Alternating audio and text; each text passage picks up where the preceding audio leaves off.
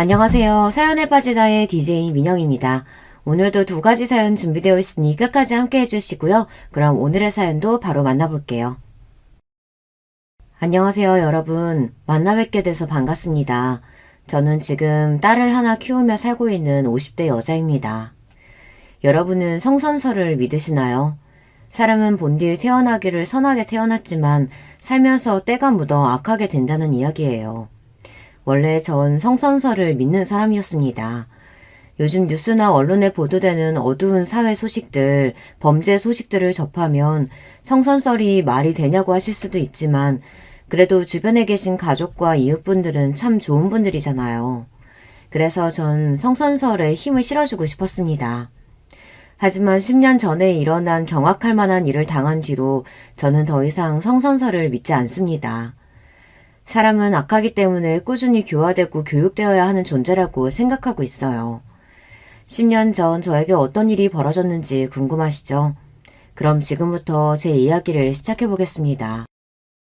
제가 남편과 처음 만났던 때는 2000년대 어느 날로 그날은 핑크빛 설레임이 아닌 인생 최고로 무서웠던 날로 기억하고 있습니다. 당시 제가 다니던 회사는 수원 권선동에 있었는데요. 그날 수원 인계동에서 회식을 하고 밤 11시 무렵 집에 귀가하기 위해 택시를 잡으려고 대로에 서 있었습니다.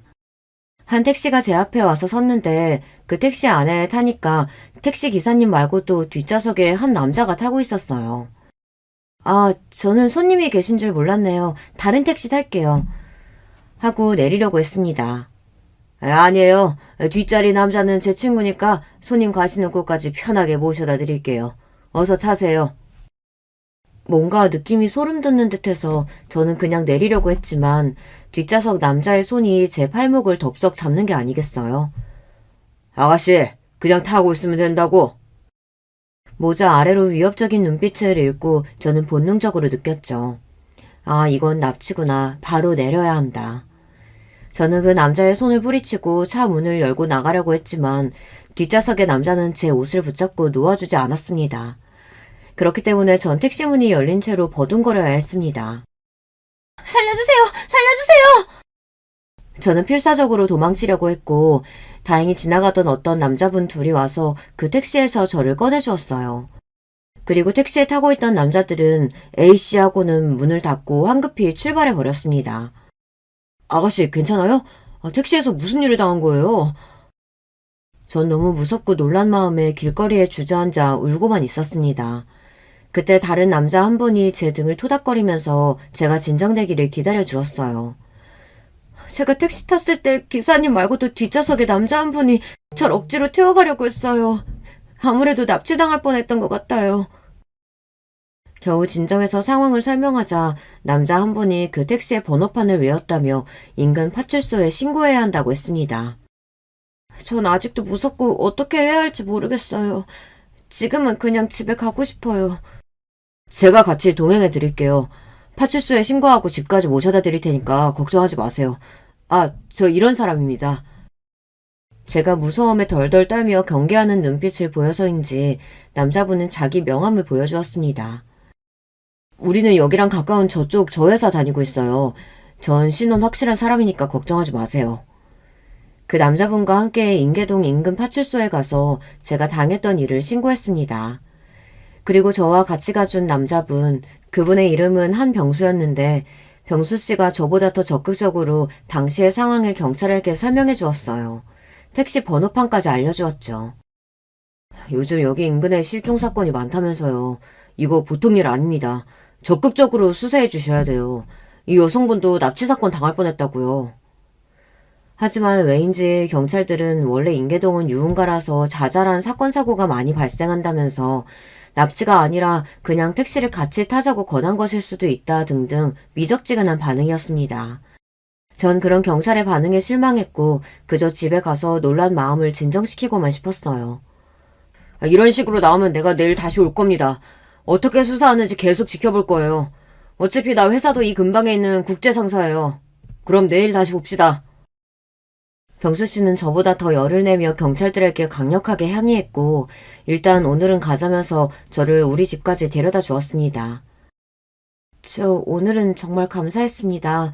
병수 씨 아니었으면 저 무슨 일을 당했을지 상상도 못하겠어요. 저 아까 파출소에서 신고할 때 이름 들었어요. 연수 씨, 오늘 정말 놀랐죠?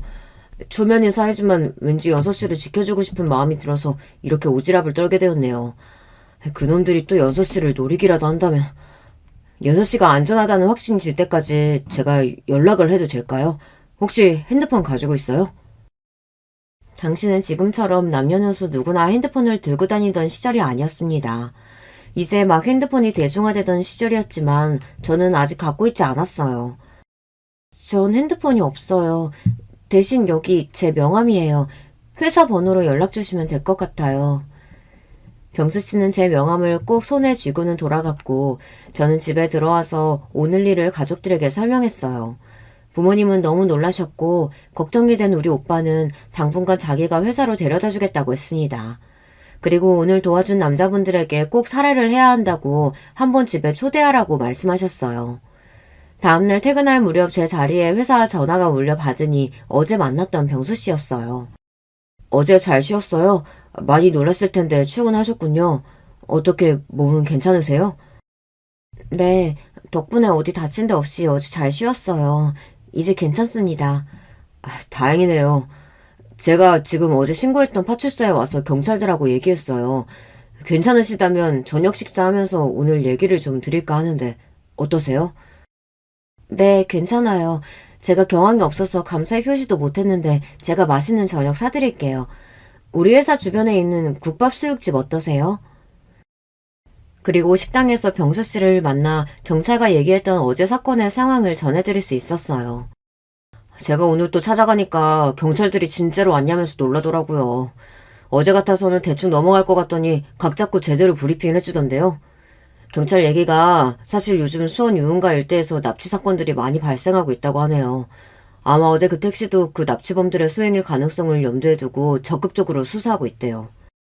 아마 수원 남부경찰서로 이관해서 강력계 형사들이 집중적으로 파고 있다고 수사 결과 나오면 바로 저에게 알려주기로 했습니다. 그렇군요. 어제 일 당하고도 사실 진짜 납치가 아니길 바랬는데 제가 정말 큰일 날 뻔했던 거네요. 다시 한번 병수 씨에게 너무 감사드려요. 뭘요. 대한민국 신체 건강한 남자가 여자를 보호하는 건 당연하죠. 그리고 이거 받으세요. 병수 씨는 저에게 새 핸드폰을 내밀었어요.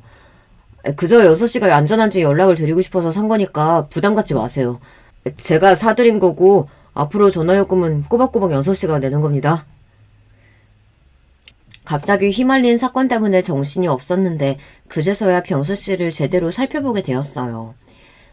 이 남자 단순히 날 도와준 사람뿐이 아니구나. 날 좋아하는 것 같아. 어제부터 제가 불안하지 않게 든든하게 지켜주고 남자답게 일을 처리하는 모습까지 사람이 참 믿을만하고 멋지다고 느껴졌어요. 병수 씨는 보통 키와 체격을 가졌고 눈과 코가 큼직한 호남이한 얼굴에 저보다 3살 많은 남자예요. 잘생긴 미남이라고 할 수는 없지만 남자답고 호쾌한 외모였습니다. 그날부터 자연스럽게 병수 씨와 저는 퇴근 뒤 자주 만나면서 데이트를 했습니다. 성격도 화통하고 남자다운 병수 씨에게 단점이 하나 있다면 사람을 만나고 술자리를 좋아한다는 것이었어요. 툭하면 절친들과 회사 동료들, 오며 가며 친해진 이웃 사촌까지 술 약속이 참 많았어요. 병수 씨는 늘 술이 거나하게 취해서 우리 집 앞에 와서 제 얼굴을 꼭 보고 갔습니다. 병수 씨와 사귀면서 제가 가진 불만은 술을 너무 좋아한다는 것이었어요. 그래서 술에 취해 있는 모습이 참 싫었지만 짧게나마 저를 보고 싶다고 우리 집 앞에 와서 제 볼에 뽀뽀를 하고 껴안으며 난 연수가 너무 좋아. 우리 늙어 죽을 때까지 함께하자. 이렇게 애정 표현을 하는 그를 보면 도저히 미워할 수가 없었어요. 우리 친정 가족들은 제가 연애한다는 사실을 눈치채셨어요. 임마, 너 어떤 논팽이 만나고 있는 거야. 이 오라버니 허락 받아야 되는 거 알지? 우리 오빠는 저보다 5살이나 많아서 어릴 때부터 저에게 자기가 아버지인 양 굴었습니다. 물론 그만큼 저를 아껴주는 오라비였지만요. 괜찮은 남자야. 지난번에 나 인계동에서 납치당할 뻔했을 때 도와준 남자고. 그때 말한 그 남자구나? 그럼 괜찮을 것 같네. 그때 그 청년이니? 안 그래도 은인한테 집에서 밥 한 끼 대접하고 싶었는데 언제 둘이 그렇게 된 거라니? 아유, 참 드라마 같은 인연이다. 그치? 그래서 친구는 언제 집에 데려올 거야? 엄마와 오빠는 남자친구를 언제 데려올 거냐고 성화였어요. 그날 병수 씨에게 우리 가족들이 보고 싶어 한다는 이야기를 하니 왜 안 가겠어? 당장이라도 갈 수 있지. 난 진작부터 연서 씨네 집에 들어가고 싶었다고. 당장 이번 주말 어때? 병수 씨는 이렇게 적극적으로 나왔죠. 그 주의 토요일 저녁 전 병수 씨를 데리고 집에 왔습니다. 병수 씨는 갈비랑 꽃다발 그리고 양주까지 바리바리 선물을 챙겨서 우리 가족들에게 인사드렸어요. 아버님, 어머님, 그리고 형님 처음 뵙겠습니다. 제가 연서 씨 남자친구 한병수라고 합니다. 이렇게 어여쁘고 착한 따님 낳아주셔서 감사드립니다. 병수 씨는 유들유들한 성격답게 처음 만난 우리 식구들하고도 살갑게 지냈어요. 그리고 병수 씨를 부모님도 까탈스러운 우리 오빠까지 모두 마음에 들어하였죠. 특히 술을 좋아하는 우리 아빠와 병수 씨는 죽이 잘 맞아서 새벽 3시까지 술을 마시고 급속도로 친하게 되었습니다. 야, 저놈 다 좋은데 술이 문제네. 결혼하고도 너 저거 못 잡으면 고생한다. 그러게 말이야. 사귀면서 병수 씨랑 다툴 일이 하나도 없는데 저 술이 문제네. 병수 씨는 그 뒤로도 우리 아빠랑 술잔을 기울이는 사이였는데 자기들끼리 결혼 날짜도 잡아버렸죠. 연선이 나이도 이제 30이 다 됐다. 미룰 게 뭐가 있어? 한서방이 착실하게 직장 잘 다니지. 남자답고 잘생겼는데 빨리 잡아. 두 남자가 적극적으로 추진한 결과 우리는 2001년 2월에 결혼을 하게 되었어요. 우리 부부는 행복한 신혼 시절을 보냈습니다. 병수 씨의 본가는 거제도에 있었고 시부모님은 건강하게 별탈 없이 그곳에서 생업에 종사하시면서 지내셨어요. 아주 점잖으신 분들이시고 좀 늦은 나이에 결혼한 병수 씨랑 결혼해줬다고 저를 예뻐해 주셨습니다. 병수 씨는 33살, 저는 30살의 나이로 결혼한 것이 그 당시로서는 앞에 노자가 붙어서 노총각, 노처녀라고 불릴 만한 나이였죠. 시부모님은 명절 때만 찾아뵈어도 되고 일주일에 한 번씩 전화를 드리면 돼서 다른 여자들에 비하면 아주 좋은 시댁분들을 만난 거였어요. 전화도 강요하신 적 없고 그저 제가 궁금해서 연락드리는 분들이었어요. 그런가 하면 남편은 우리 친정을 제 집처럼 편하게 다니며 우리는 주말이면 부모님 댁에서 식사하고 술 마시며 놀다가 왔습니다. 난 정말 행운아야. 날 구해준 남자가 이렇게 좋은 남편까지 될 줄이야. 정말 감사한 마음으로 결혼 생활을 했어요. 허나 하늘에서는 우리 부부에게 자식복만큼은 허락치를 않으셨습니다. 병수 씨와 저는 사랑하는 사이였고 잠자리도 자주 가는 편이었는데도 불구하고 왜인지 전 임신이 잘 되지 않았습니다. 늦은 나이에 결혼한 데다가 아무리 해도 아이가 생기지 않아 마음이 조급해졌어요. 그 당시만 해도 지금처럼 시험관 시술이나 난임 치료가 활발할 때가 아니었고 이제 막 시작할 대로 기술이 좋지 못했습니다. 아마 불임 부부에게 나라에서 시험관 아기 시술을 지원해주는 복지도 2006년에서야 시작된 걸로 기억해요. 친정엄마 손에 이끌려서 난임 치료로 유명하다는 한의원에 가서 탕약을 지어먹고 주기적으로 침을 맞아보았어요. 주변에서는 이런 저에게 여러 가지 민간요법을 알려주었어요. 쑥이 여자 자궁에 좋다더라. 쑥차를 마시고 자욕도 해라. 피하지방 아랫배에 살이 너무 많으면 임신이 잘 안 된다고 해서 그리 많지도 않은 뱃살을 빼려고 다이어트를 하는 등 지금 이 이야기를 듣는 요즘 분들은 황당하시죠. 하지만 당시 저는 지푸라기라도 잡는 심정으로 좋은 것은 다 해보았습니다. 그러다가 남편의 회사에서 보내주는 휴가가 있어서 제주도에 3박 4일 동안 여행을 하게 되었어요. 그런데 뜻밖에도 여행 기간 중에 그토록 바라던 착상이 된 것이에요. 무려 3년 반 만에 찾아온 임신 소식에 우리 부부는 물론이고 친정, 시댁, 양가 집안 모두 감격하셨어요. 그래서 누구에게나 자식 새끼는 중한 법이지만 우리 딸아이는 저에게 남다를 정도로 소중한 존재입니다. 그렇게 어렵게 가진 아이는 정말 제 눈에 넣어도 아프지 않을 만큼 저에게 소중한 보물과 같았어요. 십자수 뜨개질은 물론 늘 클래식 음악을 집에 틀어놓고 생활하는 등 태교에 힘썼습니다. 건강하게 아이를 출산하기 위해서 매일 1시간씩 인근 학교 운동장을 걸었고 물도 깨끗하게 정수되거나 남편이 인근 약수터에서 떠온 물만 먹었어요. TV에서 폭력적이거나 나쁜 장면이 나올까봐 늘 EBS 교육방송만 틀어놓고 봤었죠. 저만큼 태교에 열심인 사람을 주변에서 본 적이 없었어요. 오죽하면 친정엄마도 저보고 유난 떤다고 하셨지요. 그럼 어쩌겠어요. 뱃속에 있는 아이가 너무 소중해서 제가 할 수 있는 모든 것을 해주고 싶었습니다. 그리고 2005년 한참 더운 8월에 딸을 건강하게 출산했습니다. 저에게 이 세상 어떤 기쁨도 즐거움도 바꿀 수 없을 만큼 소중한 제 딸의 이름은 한혜린으로 지어주었습니다. 정말 이쁜 이름이죠.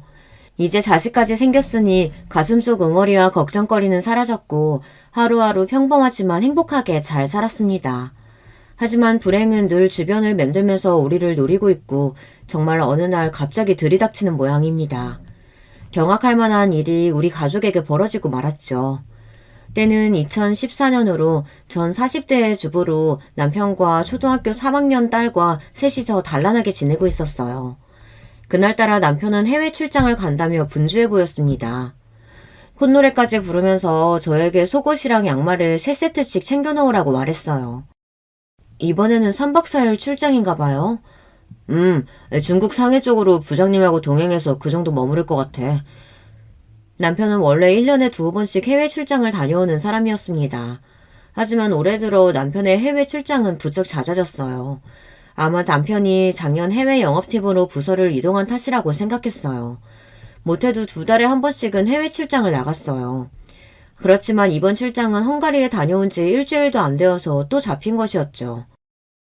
여보, 비행기에서 방사능 많이 나온다고 하는데 이렇게 자주 비행기 타면 당신 건강 해치는 거 아닌가 몰라요. 그리고 당신처럼 나랑 혜린이도 중국에 가보고 싶다. 당신이랑 신혼여행으로 필리핀 가본 뒤로 나랑 혜린이 한 번도 비행기 못 타본 거 알아요? 이렇게 불평이 나도 모르게 나오고 말았어요. 그러게, 내일 좀 한가해지면 우리 가족여행으로 한번 가지 뭐. 당신 혹시 면세점에서 뭐 갖고 싶은 거 있어? 당신이 해외 나갈 때마다 립스틱이며 향수며 고급 브랜드로 몇 번이나 사다 줘서 나 많아요. 외출할 일도 없는 가정주부가 그런 화장품을 언제 다 쓸까 몰라.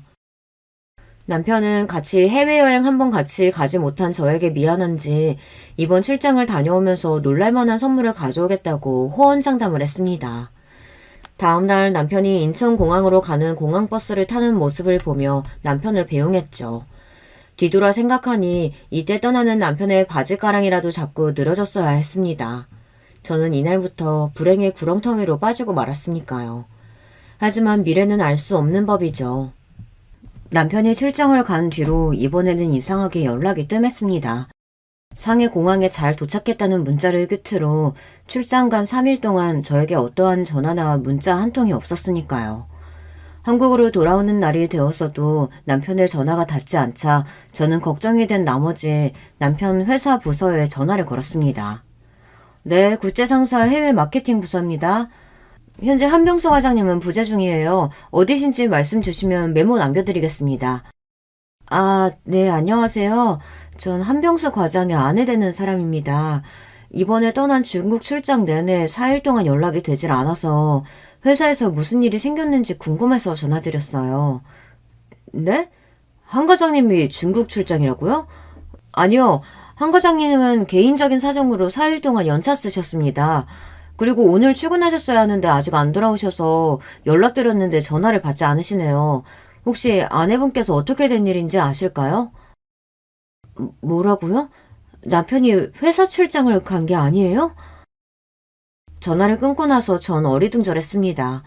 그러니까 남편은 회사 출장을 간 것이 아니었던 거예요. 그럼 인천공항을 간다던 남자는 어디를 간 건지 진짜 해외에 나가기는 한 걸까? 전 집에 있는 서랍함에서 여권을 뒤졌습니다. 남편의 여권은 그곳에 없었어요. 그렇다는 얘기는 남편은 분명 다른 이유로 해외에 출국을 한 것이었습니다. 갑자기 불안함이 엄습해왔어요. 몇 시간이 지나고 제 막연했던 불안함은 현실로 드러나고 말았습니다. 한 병원에서 연락을 받은 것이에요. 여보세요? 혹시 한병수 씨 보호자 되십니까? 환자분이 소지하고 있던 신분증의 이름은 한병수고 생년월일은 1968년 3월 9일입니다. 이 환자분과 가족관계 되십니까? 네, 제 남편이에요. 제가 그 사람 아내고요. 제 남편 지금 어디 병원이라고요? 저는 불이 나게 연락받은 병원으로 달려갔습니다. 하지만 병원에서 남편의 모습은 찾을 수 없었고 전 안내 데스크에서 한병수 환자를 찾고 있다고 말했습니다. 데스크에서 일하던 간호사는 컴퓨터를 조회해보더니 저에게 말했어요. 아까 연락받으신 보호자 맞으시죠? 한병수 씨는 인천항 부근 해안가에서 의식이 없는 채로 어부에게 발견돼서 119에 호송되었어요. 자켓 안에 들어있던 지갑과 신분증과 보호자분 연락처 스티커가 있어서 빨리 전화할 수 있었어요. 네, 그런데 제 남편이 보이질 않아서요. 어디에 가야 있을까요? 환자분 상태가 위독해서 지금 응급수술 중입니다. 수술실 C 앞에서 대기하고 있으세요. 건강하던 남편이 갑자기 위독한 상태로 수술 중이라니. 저는 영문도 모른 채 그저 수술실 앞에서 기도를 하며 있었습니다. 그때 수술실 밖으로 한 의사분이 급히 뛰어나와 이야기를 하는 겁니다. 네, 참 이런 경우가 또 있나. 한병수 씨 보호자분 어디 있습니까? 네, 저예요, 저. 하고 바로 의사 앞으로 뛰어갔습니다. 남편의 수술을 하던 의사는 놀라운 일을 발견하고는 수술하고 급히 나온 것이었어요. 그리고 의사가 발견했던 놀라운 일이란 남편의 배에는 절개했다가 꿰맨 자국이 있더라는 겁니다. 그것도 수술 자국은 하루 이틀 정도밖에 안 된 것이며 전문적인 의료기관에서 받은 수술의 모양새가 아니었기 때문에 의사는 저에게 환자에게 도대체 무슨 일이 일어난 것이냐며 물었습니다. 제가 알기로 남편은 어떤 수술도 받아본 적이 없었고 남편이 해외 출장을 갔었는데 연락이 두절되어 전 아무것도 모른다고 말할 수밖에 없었습니다. 의사는 곧이어 더 충격적인 사실을 이야기했습니다. 남편의 복부를 절개해서 보니 장기 중에 신장 하나가 적출된 것을 발견했습니다. 또 한쪽 눈 각막도 적출되어 있네요. 이게 도대체 무슨 귀신 씨나라 까먹는 소리일까요? 의사는 즉시 경찰에 신고를 했습니다. 환자는 현재 신장과 각막이 적출된 상태입니다. 아무래도 환자는 분명 불법 장기 적출 범죄에 연루된 것 같습니다. 당장 병원에 와서 환자를 조사해 주셔야 합니다. 이게 믿어지십니까? 평범한 제 남편이 하루아침에 장기 적출을 당했다니요. 의사는 놀라서 아무 말도 못하고 서 있는 저에게 설명을 이어갔습니다.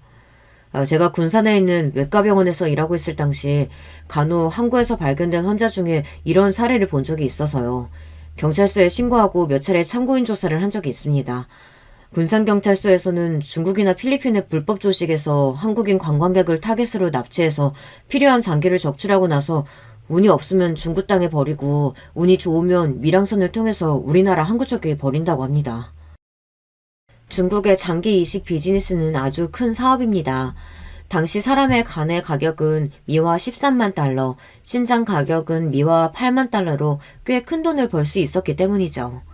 중국 공산당은 2013년에 국가 장기 분배 시스템을 구축했고 암암리에 중국의 이식 장기가 풍부한 것은 정치범에게서 장기를 적출했기 때문이라는 무시무시한 이야기입니다. 저도 옛날에 어디 뉴스에서 중국에 여행 갔던 어느 신혼부부의 시신이 발견되었는데 그 안에 장기가 송두리째 사라져 있었다고 들은 것 같아요. 전 그냥 괴담인 줄로만 알았는데 제 남편이 그런 범죄에 연루되었다니 정말 믿기지 않는 일이었어요. 저는 간절하게 남편이 무사하게 수술을 마치고 깨어나기를 기도드렸습니다. 다행히도 남편은 수술이 끝나고 병실에 옮겨진 지 5시간 만에 깨어나서 눈을 떴어요. 여보, 당신이 들어요? 당신 정말 죽다가 살아났어. 해외 출장 가서 도대체 무슨 일이 있었던 거예요? 남편은 수술한 부위가 아픈지 신음소리만 내며 제 질문에 답하지 못했습니다.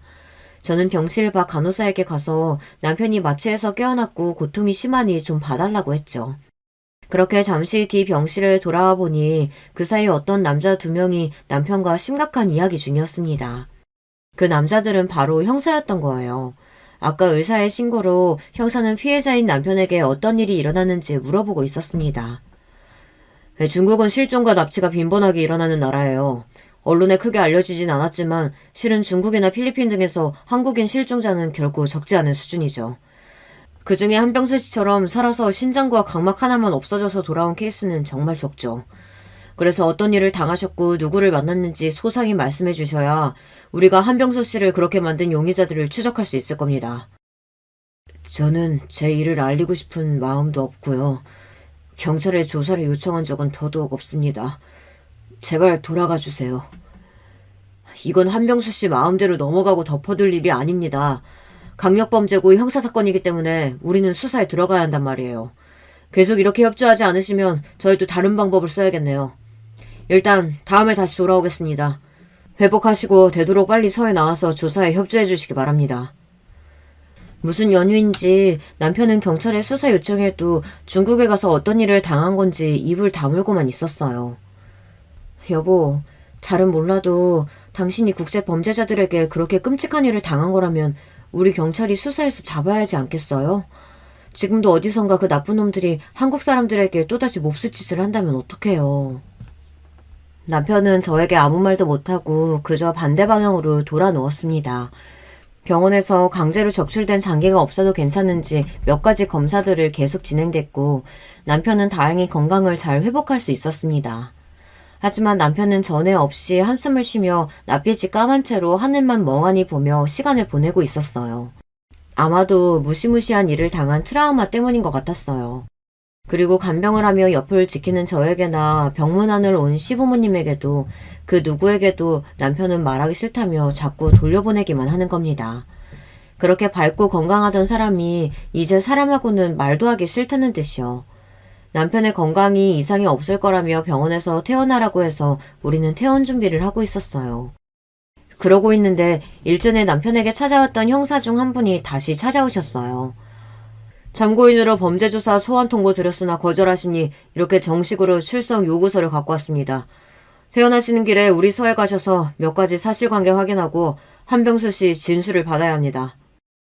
하는 수 없다는 듯이 남편은 형사와 함께 경찰서로 향했습니다. 저도 따라가려고 했지만 형사는 안 된다고 했고 남편도 저에게 절대 따라오지 말라며 굳은 표정으로 떠났습니다. 전 혼자서 남편의 병원 짐을 챙겨 집으로 돌아왔어요. 성치 않은 몸으로 경찰서에 혼자 간 남편이 너무 걱정되어서 가만히 쉬지도 못하고 청소를 하고 빨래를 하며 시간을 보냈는데요. 그러고 남편은 4시간 만에 집으로 돌아왔습니다. 몸에 힘이 하나도 없는지 휘청거리면서 들어와서 소파에 털썩 앉아서 얼굴을 두 손에 파묻고 있었습니다. 여보, 성치 않은 몸으로 경찰서까지 가서 고생 많았어요. 조사는 잘 끝났어요? 그런데 이제 나에게도 모든 사실을 이야기하지 않아요? 당신 출장 간 날부터 오늘까지 당신한테 무슨 일 벌어진 건지 아무것도 모른 채로 입 닫고 있었지만 이제는 알아야겠어요. 한참을 고민하던 남편은 괴로운 얼굴을 하고서 저에게 그동안의 일을 털어놓았습니다.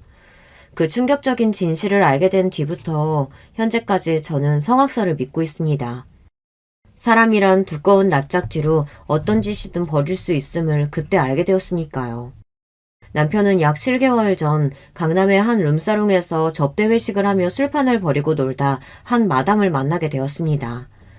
이름은 박서윤으로 그 술집의 마담인데 빵빵한 가슴과 잘록한 허리 그리고 남자를 녹여내는 화술을 가진 30대 초반의 여자라고 합니다.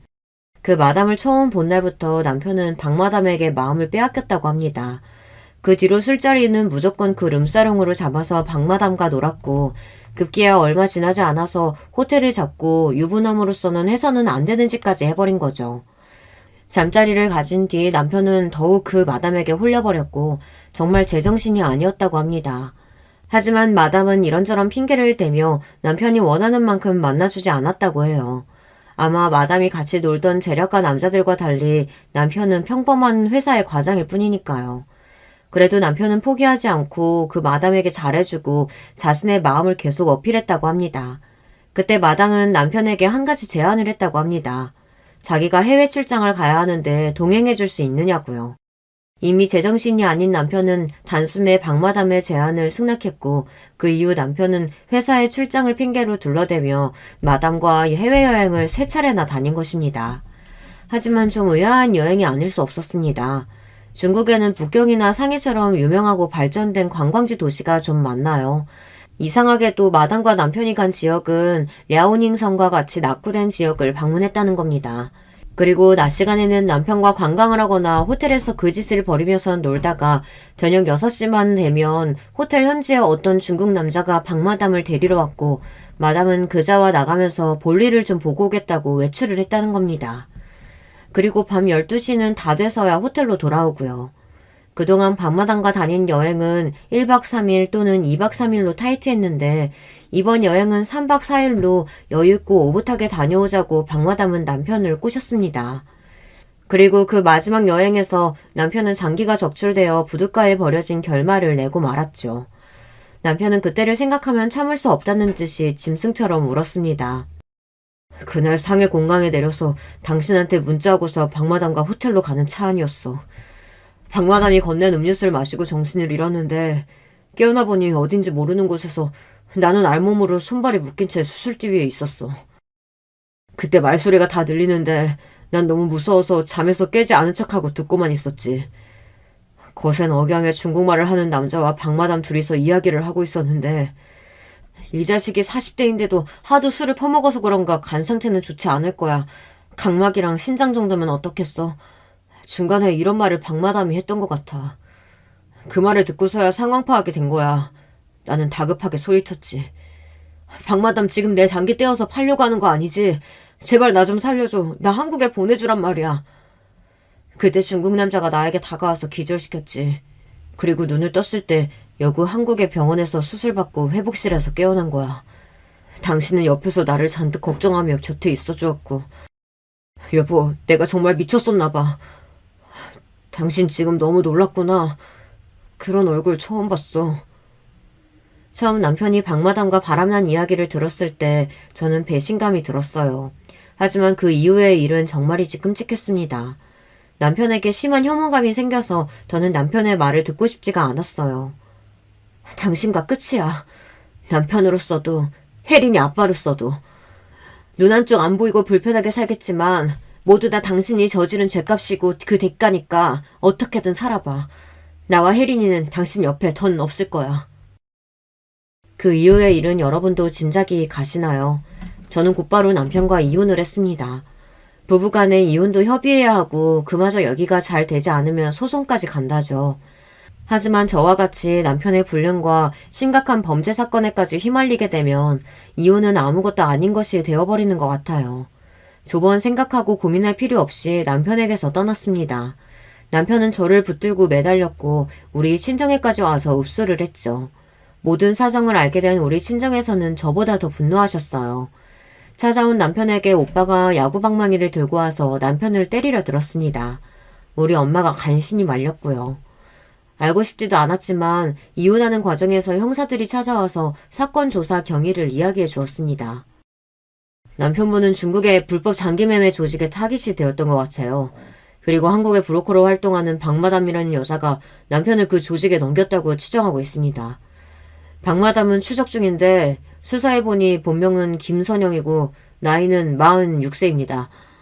박마담과 중국 조직을 현재 수사하고 있지만 근거지가 중국 본토고 공안과 우리나라는 이런 사건에 대해 공조한 전례가 없어서 아무래도 그놈들을 찾기는 쉽지 않을 것으로 보입니다. 혹시라도 박마담이 아니 김선영이 한국에서 잡힌다면 그때 다시 연락드리겠습니다. 형사님, 저는 피해자 한병수와 이혼 절차를 밟고 있어요. 전 더 이상 그 사람의 아내도 가족도 아니니까 저에게 연락하실 필요 없습니다. 아, 그러셨군요. 네, 이런 사건 당하셨으니 그럴 법도 합니다. 형사는 제 이야기에 당황한 듯 보였지만 이내 다 이해한다는 표정으로 인사하고 갔습니다. 그렇게 저의 결혼생활 10년은 끝이 났습니다. 이혼하고 나니 전 앞으로 어떻게 살아야 할지 막막했습니다. 남편의 잘못으로 하루아침에 이혼녀가 되었지만 그 인간으로부터 어떤 위자료도 받을 수 없었어요. 다만 함께 살고 있던 아파트를 팔고 난 돈을 반씩 나눠 가졌을 뿐입니다. 양육비도 받지 못한 저는 당장 먹고 살 돈을 벌어야 했죠. 혜린이를 낳고 산 10여 년 동안 세월 동안 가정주부였고 이미 40줄에 들어선 저를 어디서나 써줄까요? 처음에는 매일 일당 5만 원을 준다는 공장에 나가봤습니다. 소스통을 세척하고 여기에 소스를 담는 일을 하는 것이었어요. 아침 8시에 경기도 오산시에 있는 공장까지 가는 셔틀버스를 타야 했고 9시부터 오후 6시까지 점심시간 1시간과 중간 휴게시간 20분을 빼고는 온종일 서서 일해야 했습니다. 쉴 새 없이 돌아가는 컨베이어 벨트의 속도를 초심자인 제가 맞추기란 참 어려운 일이었어요. 하지만 전 이를 악물고 해내야 했어요. 일당 5만 원으로 혜린이 해먹일 음식 재료도 사고 아이 학원비도 내야 하니까요. 공장은 주 5일제였기 때문에 전 주말에는 동네 근처에 있는 김밥 천국에서 일을 했습니다. 공장 셔틀버스를 타고 가는 길가에 있는 김밥집이었는데 직원을 구한다는 공고문을 봤거든요. 마침 주말에만 일할 수 있었고 시급 6,000원으로 8시간 동안 꼬박 일해서 5만 원 가까이를 벌었습니다. 저는 한 달에 30일 내내 일해야 하는 가장이 되었습니다. 그렇게 해서 우리 딸을 먹이고 입히고 학교를 보낼 수 있어서 다행이었어요. 10년 넘게 남편이라고 함께 살맛대고 산 남자가 술집 마당과 바람을 핀 데다 중국에 가서 장기를 잃고 온 반병신이 되었다는 사실을 전 아직도 받아들이지 못했어요. 그런 남편과의 지난 결혼 생활 따위는 잊고 차라리 바쁘게 일하고 돈을 벌며 딸의 뒷바라지 하는 것이 내 남은 인생의 이유라고 생각했습니다. 전 남편만 떠올리면 저는 딱 죽고만 싶었거든요.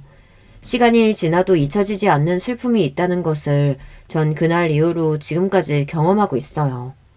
제가 일하던 김밥집 사장은 49세의 남자였는데 사람이 무뚝뚝하고 불친절하고 직원들에게 일만 시키는 사람이었어요.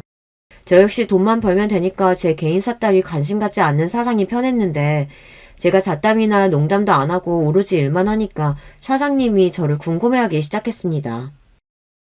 조연서 씨, 내가 석 달 동안 지켜보니까 말도 잘 안 하고 혹시 집에 무슨 안 좋은 일 있어요? 사장님, 전 제 개인적인 이야기 하고 싶지 않습니다. 그래요. 그럼 이건 어때요? 그동안 일 열심히 잘해주었는데 앞으로 평일과 주말 모두 김밥집에 나와주면 어떻겠어요? 주방에 권씨 아줌마도 이번 달 말까지만 일한다고 하니 연서씨가 아예 정직원으로 일해주면 좋겠습니다. 월급은 220만 원으로 올려주고 4대 보험도 해줄게요. 생각해보겠어요? 저에게 사장님의 제안을 거절할 이유 따위는 없었습니다. 공장은 김밥집보다 일도 더 힘들었고 작업반장이라는 34살짜리 놈이 맨날 저를 포함한 여직원들에게 욕설에 성희롱까지 해서 다니는 것이 고역이었거든요. 게다가 한 달 내내 일해도 150만 원 정도 버는 제가 왜 이 일을 안 하겠어요. 그날부터 전 한 달 내내 사장님과 알바생 한 명과 같이 김밥집에서 일했습니다. 알고 보니 사장이라는 남자도 팔자가 기구한 것 같았습니다. 4년 전 아내가 췌장암으로 투병을 하다 세상을 떠났다고 합니다. 췌장암이라는 것이 참 독하고 고통스러운 암이라 사장의 아내분은 9개월 정도 투병했지만 그간의 사정이란 입에 담기 어려울 정도로 힘들고 끔찍했다는 것입니다. 사장에게도 딸이 하나 있는데 지금 고3이라서 한참 입시를 준비하느라 바빠서 김밥집을 마치고 집에 가도 아무도 없다는 말을 했습니다. 하루는 사장님이 저에게 시간이 되면 옆에 있는 삼겹살집에서 야식이나 먹자고 했어요. 저는 조용히 삼겹살을 굽고 있었고 사장은 소주를 시켜 말없이 여러 잔을 혼자 들이켰습니다. 윤서씨도 같이 한잔 하실래요? 전 집에서 기다리고 있는 딸애가 있어서 술을 마시지 않아요. 딸이 있다고 했죠? 몇 살이나 됐어요? 11살이에요. 아직 초등학생이죠. 석 달 동안 조연서 씨 옆에서 지켜보니 내가 딱 4년 전 모습이 그랬어요. 아내 잃고 딸 하나 키워낼 생각 말고는 내가 살면서 할 수 있는 건 없었어요. 내가 밥은 어떻게 먹는지 사람과 아무 말도 하고 싶지 않고 웃음도 잃은 채로 한동안 살았던 것 같아요. 그래서 연서 씨 보면서 이 여자에게도 뭔가 깊은 세연이 있겠구나 했죠. 원래 나는 직원이나 알바생들한테 관심을 안 갖는 사람이니까 불쾌하게 생각하지 마요. 그저 조연서 씨에게서 과거의 내가 보였을 뿐이니까. 이상하게도 그렇게 무뚝뚝하게 말하는 사장님의 말이 위로가 되었습니다. 제 사연처럼 시궁창은 아니었겠지만 자기 상처를 드러내 보이는 것이 어디 쉬울까요? 사장님이 저에게 연민을 느끼고 자기 이야기를 들려주는 것만으로도 숨이 쉬어지는 기분이었어요. 처음엔 실수가 많았던 김밥집에서 이제는 일도 손에 있고 안정적으로 월급과 의료보험도 받으며 살다 보니 전 남편의 기억이 조금씩 희미해지기 시작했어요. 점차 김밥집에서 사장님과 알바생과 한마디씩 의미 없는 대화도 주고받게 되고 친밀감도 느끼게 되었습니다.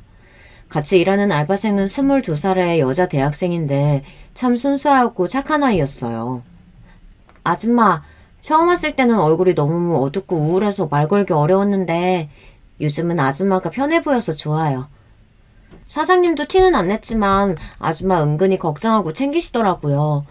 주방에서 일하던 권 CMO도 내보내고 아줌마 직원으로 채용하시고요. 정말이야? 사장님은 권씨 아줌마가 그만둔다고.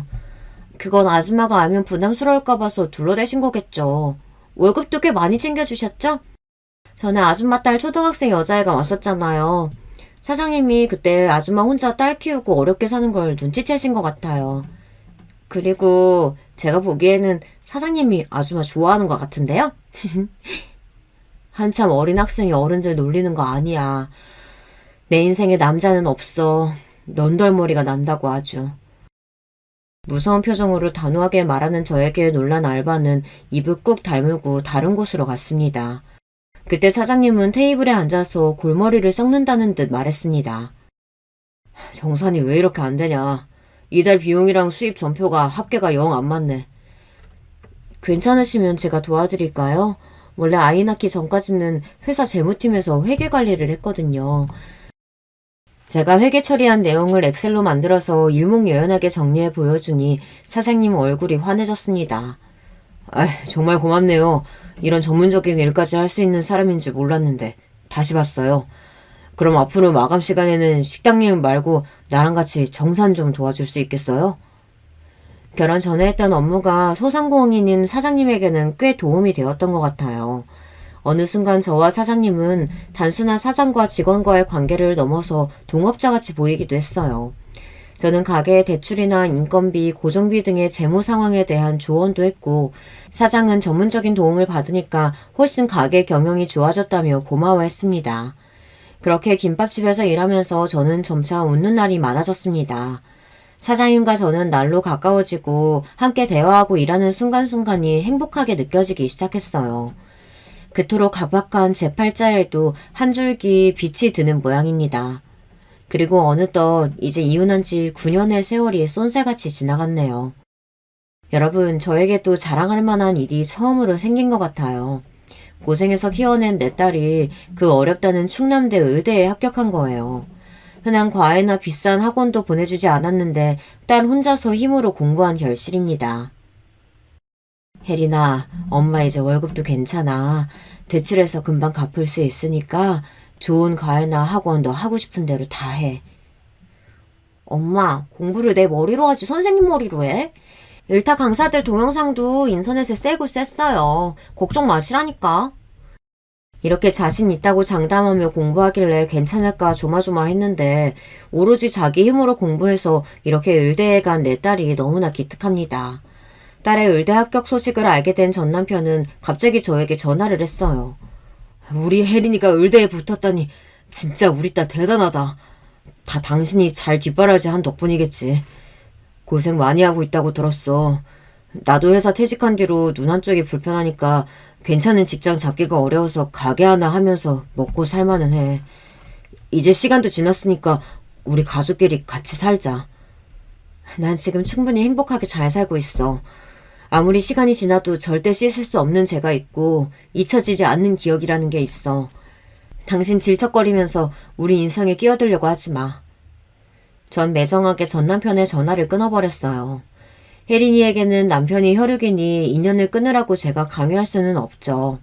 아마 의대 합격했다는 소식을 아빠에게도 한 모양인데 그렇다고 해서 그걸 비밀로 저에게 다가오는 전 남편을 참을 수 없었습니다.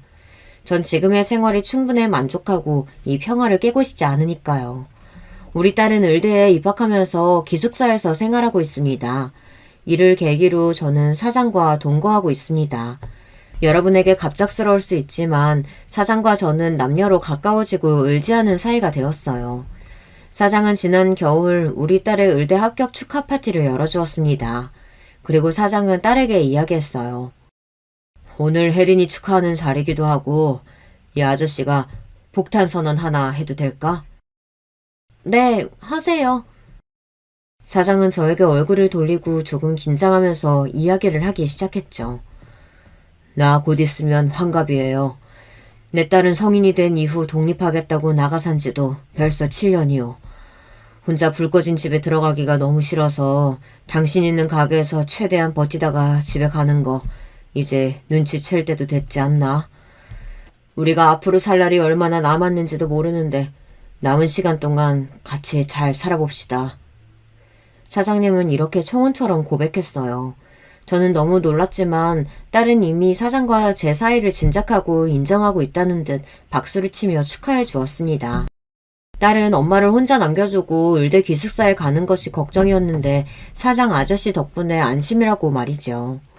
저도 사실 사장과 함께하는 동안 그에게 마음을 주고 의지한 지 꽤 되었습니다. 전 남편에게 질려서 내 인생에 다시 남자가 없을 거라고 다짐했지만 9년의 시간 동안 함께하고 지켜봐온 지금 그를 거부할 수는 없었습니다. 그 이후로 저는 사장님이 사는 집에 들어가 부부처럼 살고 있어요. 그리고 같이 김밥집 문을 열고 같이 퇴근하면서 지내고 있답니다. 우리는 한 번씩 배우자와 헤어진 아픔을 겪었던 중년이 넘은 나이이고 장성한 딸도 있어요. 그래서 결혼은 신중히 천천히 생각하기로 했죠. 사장님과 함께 의지하며 살고 가게도 같이 경영하는 지금 저는 충분히 행복하니까요. 제 사연이 채택되어 이 유튜브에 성우님 목소리로 방송을 타게 된다면 저 당당하게 자랑 좀 해보게요. 김밥집에 틀어놓고선 사장님이랑 함께 들어볼게요. 제 사연을 함께 들어주신 많은 분들께 감사드립니다. 그럼 저도 여기서 인사드려요. 안녕히 계세요. 여러분, 두 번째 사연 시작하기 전에 좋아요, 구독 꼭 눌러주실 거죠? 그럼 두 번째 사연 바로 시작합니다. 저는 작은 애견용품 샵과 미용실을 운영하고 있는 애견 미용사입니다.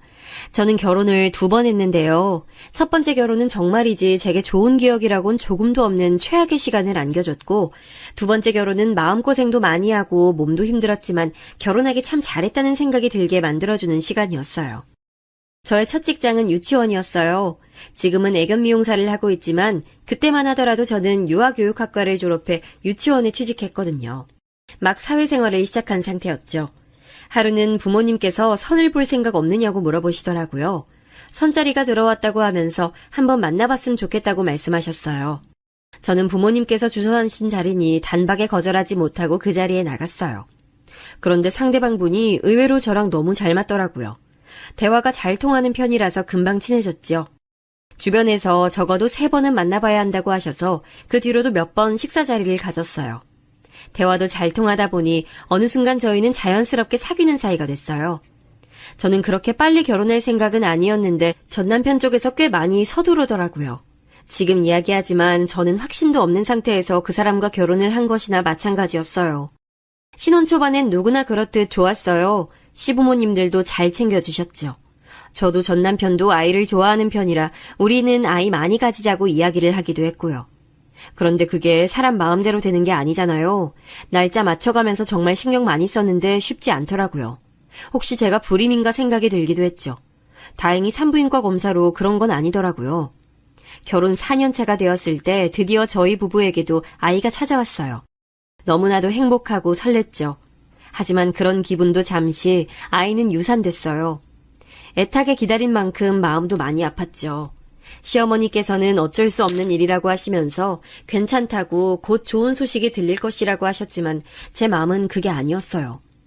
설상가상으로 유산 이후 방문한 병원에서는 아이를 가지기 힘들 것 같다고 하시더라고요. 시부모님께서는 엄청난 충격을 받으셨습니다. 전 남편이 3대 독자였거든요. 그런데 며느리가 갑자기 아이를 갖지 못할 것이라고 하니 그 충격이 보통은 아니었지요. 전 남편 역시 어쩔 수 없는 일이라곤 하지만 엄청 실망한 얼굴을 하더군요. 그날 이후 저와 전 남편 사이는 대면대면해졌어요. 저 역시도 고민이 많았고요. 저는 아이를 가질 수 없었고 전 남편은 독자로 자식이 필요했죠. 시부모님, 특히 시아버지께서는 눈에 띄게 저를 밀어내시는 게 보였어요.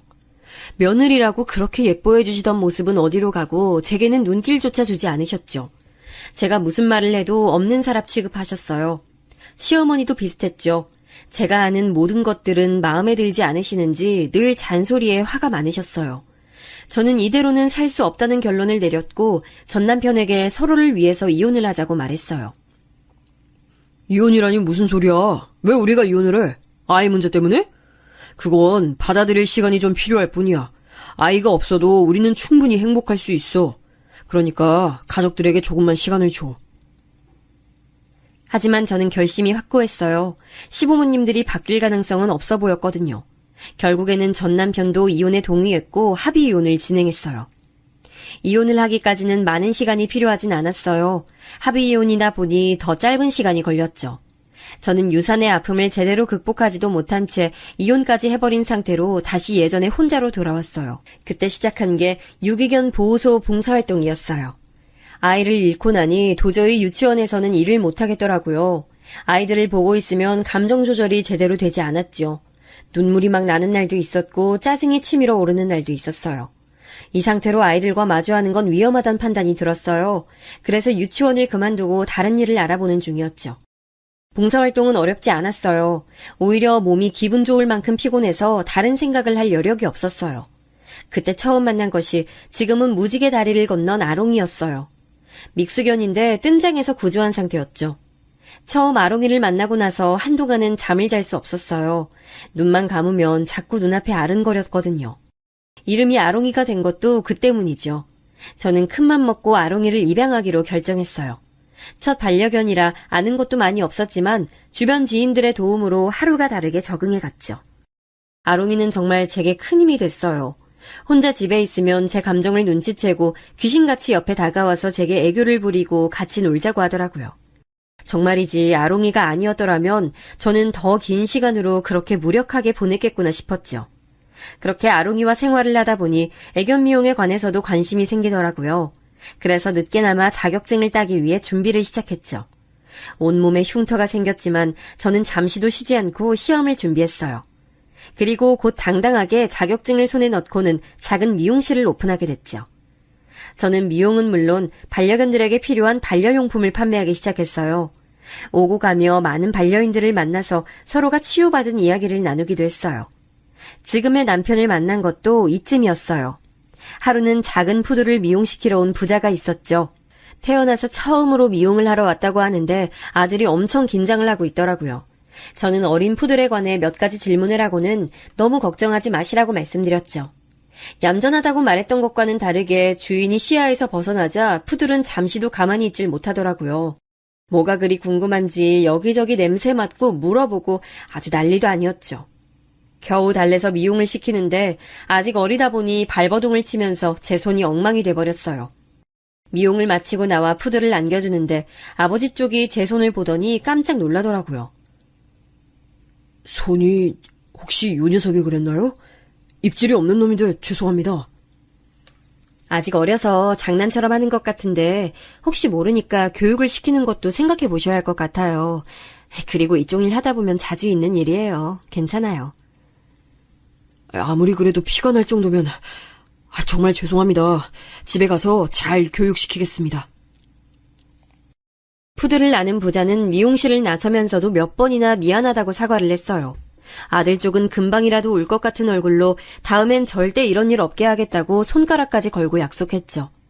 그 뒤로도 부자는 자주 저희 매장을 찾아줬어요. 나중에 알았지만 남자 혼자서 쌍둥이 아들을 키우고 있더라고요. 아이들은 푸들을 산책시키다가 지나가는 길에 들리기도 하고 근처 동물병원에 가는 길이라고 하면서 인사를 하러 오기도 했죠. 저는 볼 때마다 쑥쑥 자라는 두 남자아이와 푸들을 보는 재미가 쏠쏠했죠. 그렇게 아이들과 가까워지다 보니 아버지 쪽과도 자연스럽게 안면을 트고 지내게 됐어요. 집도 서로 가까워서 아롱이와 산책을 하러 가면 자주 만나게 되더라고요. 반려견 키우시는 분들은 알겠지만 이렇게 가까워지는 일이 종종 있잖아요. 딱 그런 상황이었죠. 아이들이 바쁘거나 하는 날에는 제가 우리 아롱이와 함께 푸들을 산책시키는 일도 있었어요. 제가 바쁜 날에는 아이들이 아롱이와 산책을 나가기도 했고요. 그렇게 1년 정도의 시간을 보냈습니다.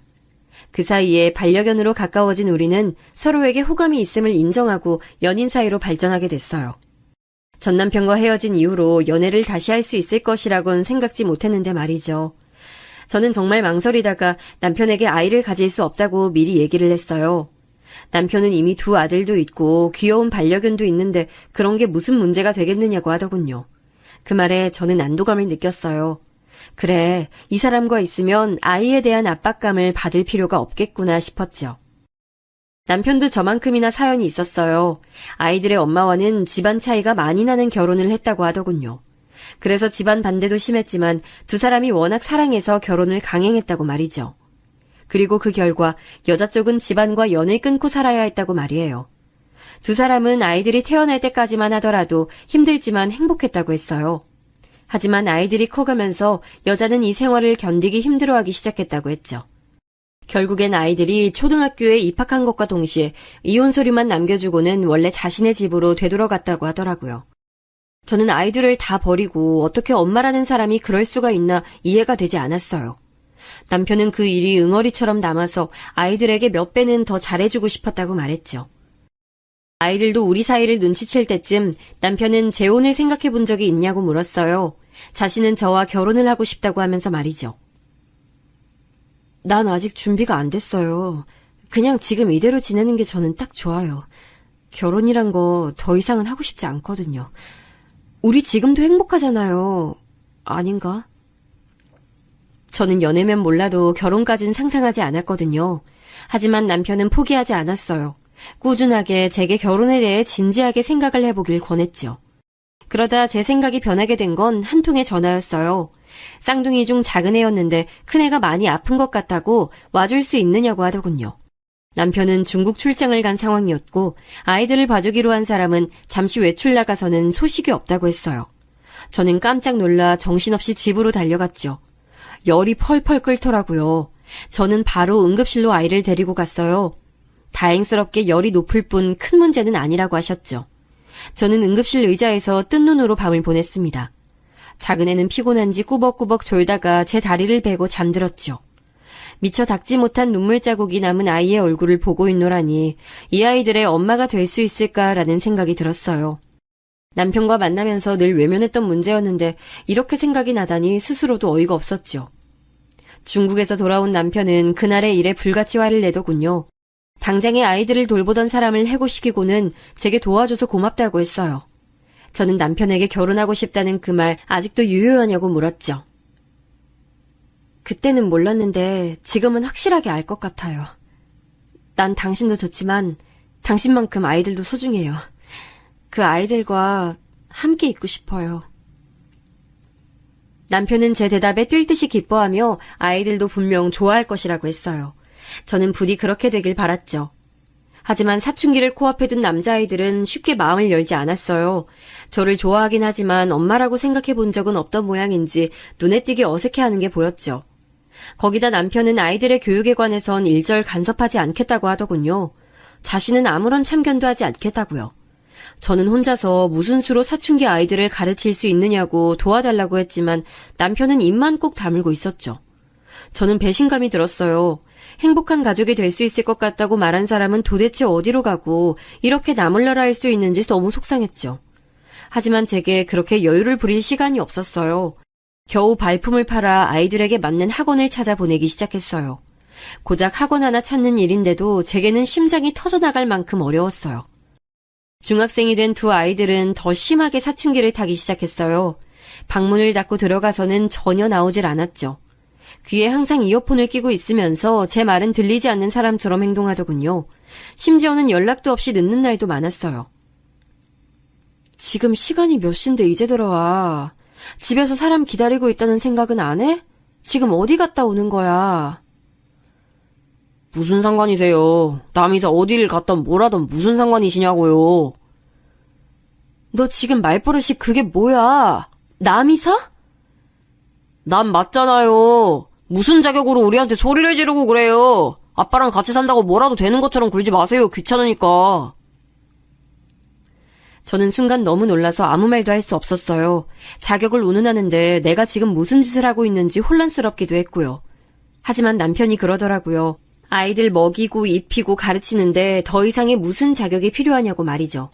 그 말에 저는 용기를 얻어서 아이들과 진심으로 부딪히기 시작했어요. 쉬운 일은 아무것도 없었죠. 제가 아무리 가까이 다가가고 싶어도 아이들은 곁을 주지 않았어요.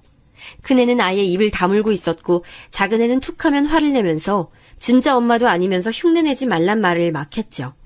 그 소리를 들을 때마다 아무도 모르는 곳에 가서 혼자 울고 싶은 마음은 굴뚝 같았어요. 하지만 아이들 앞에선 전혀 내색하지 않았어요. 오히려 더 뻔뻔하게 아이들에게 다가갔죠. 저는 사춘기를 핑계삼아 버릇없이 구는 건 용서하지 않았어요. 잘못을 했으면 그에 합당한 대가를 치러야 한다고 말했어요. 용돈 삭감은 기본이었죠. 당연히 반발감은 심했죠. 심지어는 제 지갑에 손을 대기도 했고요. 저는 그럴 때마다 용돈을 압수하거나 아이들이 아끼는 걸 하나씩 빼앗곤 진심으로 잘못을 뉘우칠 때까지 돌려주지 않았어요. 아이들이 어떻게 생각하든 상관없이요. 어느 날 이혼 서류만 던지고 나갔던 아이들의 친모가 우리 앞에 나타났어요. 머리부터 발끝까지 명품을 잔뜩 걸친 여자는 다짜고짜 아이들을 만나게 해달라고 했죠. 남편은 불같이 화를 내면서 절대 반대를 외쳤어요. 저 역시도 그렇게 하고 싶었고요. 하지만 어린 시절 아이들은 어떻게 생각할지 모르잖아요. 겉으로 표현한 적은 없지만 혹시나 엄마를 그리워한 건 아닐까 그런 생각이 들었죠. 저는 흥분한 남편을 다독이며 아이들에게 의견을 물어보자고 했어요. 아이들도 처음엔 난감한 표정을 지었어요. 갑자기 나타난 엄마가 자신들을 보고 싶어 한다는데 당황하지 않을 아이들이 어디 있겠어요. 그럼에도 두 아이들은 친모를 만나고 싶다고 하더군요. 속은 상했지만 저는 친모를 향한 마음 때문에 저에게 더 벽을 세우고 밀어내지 않길 바랄 뿐이었습니다. 친모와 만나고 들어온 날 아이들의 얼굴은 그 어느 때보다도 밝아 보였어요. 남편은 못마땅한 얼굴로 재밌는 시간을 보냈냐고 물었어요. 진짜 그런 경험 처음이었어요. 아빠 그거 알아요? 백화점 VIP는 매장을 돌아다닐 필요도 없다는 거. 가만히 있는데 사람들이 우르르 들어와서는 마음에 드는 거 보라고 우리 앞에서 패션쇼도 하던데요? 그게 뭐가 신기해? 난 아직 들어오지도 않은 게임기 그거 주면서 해보라고 하는 게 더 재밌었는데? 주방에서 신난 아이들의 목소리를 듣고 있던 저는 불안한 마음이 들었어요. 혹시나 엄마하고 살겠다고 하면 어떻게 하나 그 생각만으로 머리가 터질 것 같았죠. 남편은 아이들이 좋아하는 모습을 보니 차마 다른 말도 못하고 그냥 듣고만 있었어요. 저는 조용히 곁에 앉아서 사과를 깎기 시작했죠. 근데 엄마가 자기랑 살지 않겠냐고 물어보던데? 갑작스러운 작은 애의 말에 깜짝 놀란 저는 순간 칼을 놓치고 말았어요. 깊게 베인 건 아니지만 금방 손에서 피가 흘렀죠. 남편과 아이들의 깜짝 놀란 얼굴로 저를 쳐다보더군요. 저는 괜찮다고 말하며 과일을 챙겨 주방으로 도망쳤어요. 손은 하나도 아프지 않았어요. 오히려 우려하던 일이 벌어졌다는 사실에 마음이 답답했죠. 자꾸만 눈가가 화끈거렸어요. 그날 이후로 친모는 자주 아이들을 찾아왔어요. 학교에서 기다리다가 애들을 데려가고는 딸랑 문자 하나만 보내더군요. 저는 아무것도 할 수가 없었어요. 마음 같아서는 아이들을 휘두르지 말라고 하고 싶었지만 다녀올 때마다 행복해하는 아이들의 얼굴을 보면서 속으로 참아야만 했죠. 아이들이 무슨 생각을 하고 있는지 알 수 없다는 점이 제게는 더 불안하게 다가왔어요. 그렇게 아슬아슬한 관계가 이어지는 것도 한 달이 됐나 갑자기 친모에게서 만나자는 연락이 왔어요. 아이들이 어떤 환경에서 살고 있는지 보고 싶다면서 집으로 오겠다고 하는 걸 저는 밖에서 만나자고 했죠. 아이들한테 들었는지 모르겠지만 앞으로 내가 데리고 살려고요. 아이들도 그렇게 하겠다고 하고. 거기다 난 충분히 아이들한테 그쪽보단 완벽한 환경 제공할 능력도 있거든요. 사실 쥐꼬리만한 월급으로 애들한테 뭘 해줄 수 있겠어요. 그 문제라면 애들 아빠하고 이야기하세요. 저 불러서 하실 말씀은 아닌 것 같아요. 그 사람이랑 무슨 대화를 한다고. 그리고 막말로 그쪽도 내가 애들 데려가면 좋은 거 아니야? 어차피 남의 자식인데 신경만 잔뜩 쓰이고 스트레스 받지. 그러니까 나한테 줘요, 애들. 저는 마치 애들을 물건처럼 대하는 친모의 말투에 화가 났어요.